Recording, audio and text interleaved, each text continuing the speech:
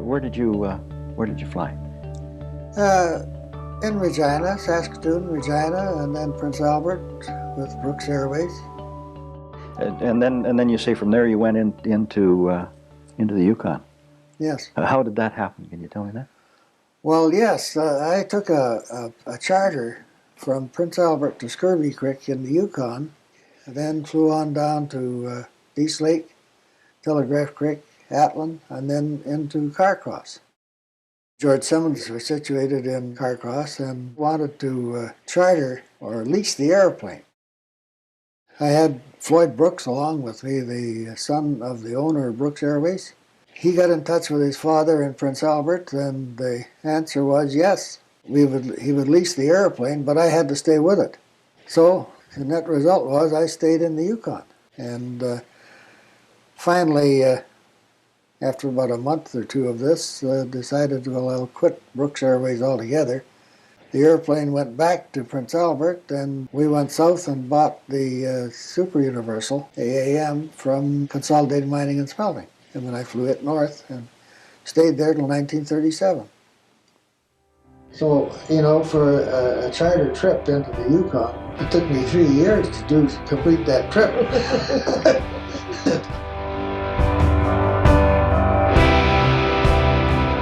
This is the incredible true story of legendary Fokker CF-AAM, from its first flight to its untimely end, and the team that brought it back to life.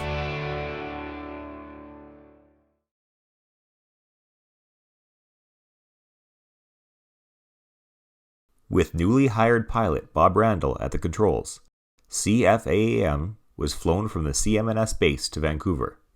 There he picked up a very special passenger, his new boss, and the owner of Northern Airways, George Simmons. For the pioneering Simmons, airplanes represented the next step in commercial transit in the Yukon. The 30s, of course, saw many of these imaginative and innovative people forging on with what seemed like, against unsurmountable odds, not only the physical odds of the harsh country and climate, but the economic odds. In those days, even though we talk about the dirty 30s, in the North Country, I think if you had the spirit and the drive and energy to be an entrepreneur, there was things to do, work to be done. You maybe wouldn't get rich, but there was things to do so you could support yourself. And George was a guy that wouldn't just sit back. He was a shaker and a mover. He made things happen. So George was not a type of guy that liked hard work. He was always looking for some kind of a deal where he could get a contract and hire somebody to do the work. So he started out with canoes. There's a couple of mail bags and a canoe, and going across 60 miles of lake. Then as the ice got thicker, they managed to get dog sleighs going. And to get to Carcross to Atlin in those days, the fare was, I think the summer fare was $15 by boat, and the winter fare was $15. If you went with the dog team, you could put your suitcase on the dog sleigh, but you ran behind and paid $15. It wasn't long before George had an old Holt Caterpillar tractor. Anyway, he arrived in Atlin the first trip. He put a sign on the post office wall, $15 to Carcross. And he went down to get it on his tractor, and the whole sleigh was covered with people. That they figured this was a real good deal. Here, you could sit on the sleigh. It only went 3 miles an hour, but at least you weren't walking and you weren't carrying your suitcase. Simmons decided to expand his operations by forming Northern Airways and leasing the Brooks Airways Fairchild and its pilot, Bob Randall. So George immediately started hauling this mail by Fairchild, and of course he announced right away the passenger fare was still the same, but he couldn't get any takers. Nobody in his right mind would fly in an airplane that wasn't safe. And somewhere along the line, Ev Wasson had certainly made a name for himself as a pilot, a very capable and experienced bush pilot based out of Mayo for the Treadwell Yukon Mining Company. So he was well known as a very, very capable pilot, and he and George Simmons joined forces. Bob Randall, who had some experience flying other Fokker Super Universals, learned that AAM was available and urged his new employers to take advantage of the opportunity. I always liked the airplane. It was a good airplane. And when the Northern Airways decided to buy an airplane, I highly recommended the Super Fokker that Consolidated wanted to sell. And net result was, bought it, got it, and flew it north.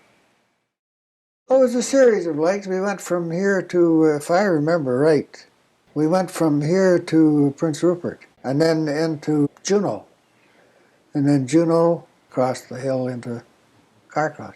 It was good weather all the way up, and 6,000 feet, because we weren't passing over mountains at all. We were flying the Inland Passage. There couldn't have been too many aircraft coming and going in those days. Oh no, you didn't see one. The town of Carcross was the first major Yukon settlement north of Skagway. Positioned at the north end of Bennett Lake, it served as a junction point for rail, boat, and now commercial air travel. For pilots who learned to fly on the prairies, navigating the Yukon wilderness presented several new challenges. The map I had was a 50-mile-to-the-inch map. And there were no roads or anything else on it, because there were no roads up there anyway. And that was it. What happened when you went astray, or if you ever went astray? Would seem a dicey situation to me, but so you just did what you had to do. Well, you just didn't go astray.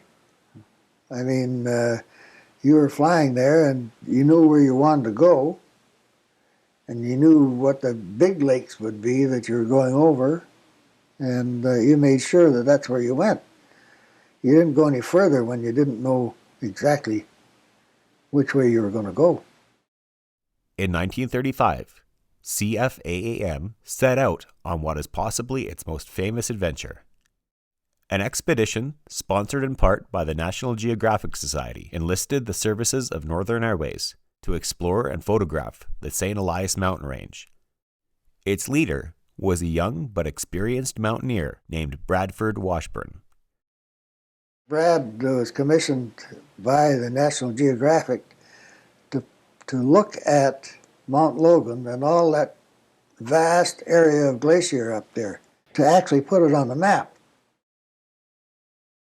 To be able to get in there by air was going to be an important factor in the feasibility of this. Northern Airways, Ev Wasson, and the Fokker Super Universal provided that air support. I was chosen to do the high altitude work. We made many, many exploratory trips over there from Carcross. And then finally, it got down to the point where Brad had to have a ground station to work from. So he said, I want to get up as close to the Logan as possible. Is it possible to land me on the glacier? So I thought about it for quite a while, and I thought, well, why not? Right at the bottom of a big ice fall, there was a big flat area, and I decided that maybe I should go down, and I ran the skis along on the snow and took off again. I did this 2 or 3 times to make a runway for myself, because I didn't want to find myself, you might say, up to the armpits in snow. So eventually packed it down enough, and yes, we stopped the engine and stepped off the ski, and I went halfway up to my ears, you might say, in the snow, in the soft snow. However, this was good enough for Brad. He figured that we can put a camp in here, all right. And to my knowledge, that was the first landing in Canada with a Canadian airplane on a glacier.